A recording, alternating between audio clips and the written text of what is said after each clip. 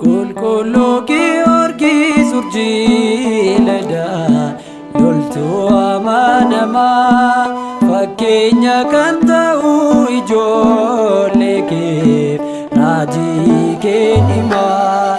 Qulqulluu Giyoorgis urjii ladaa loltuu amanamaa fakkeenya kan ta'u ijoollee keef raajii kennimaa.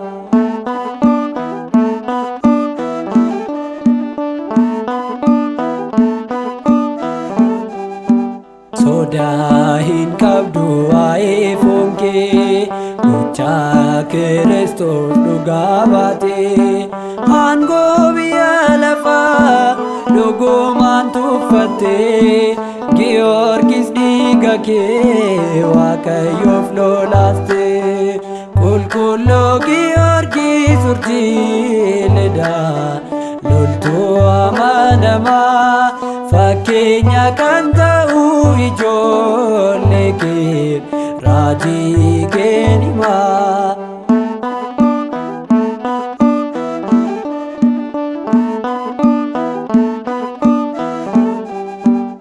Phaawulos ture fakkeenyi kee faana isaa bu'uun wareegamte.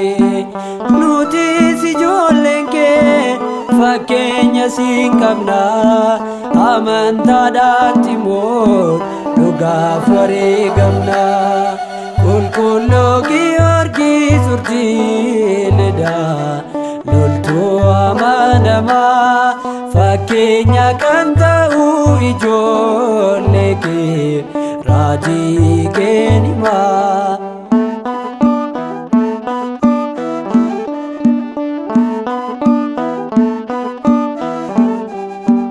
Biyya leedaadhaaf addeessa kan taate humna Waaqayyoon daraa gommo'atte.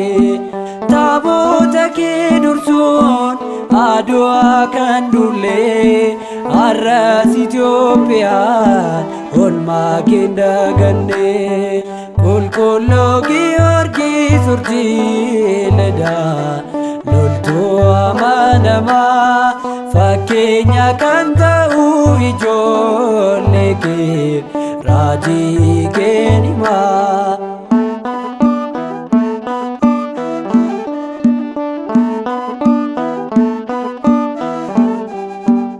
Akka Buruktaawit kottuu nu gargaaree hidhaa seexanaa isaatii nurraa qabee.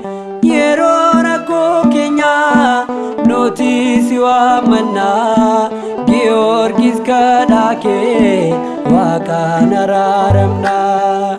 Qulqulluu Giyoorgis urjii ladaa loltuu amanamaa fakkeenya kan ta'u ijoollee keef raajii kennimaa. Qulqulluu Giyoorgis urjii ladaa loltuu amanamaa fakkeenya kan ta'u ijoollee keef raajii kennimaa.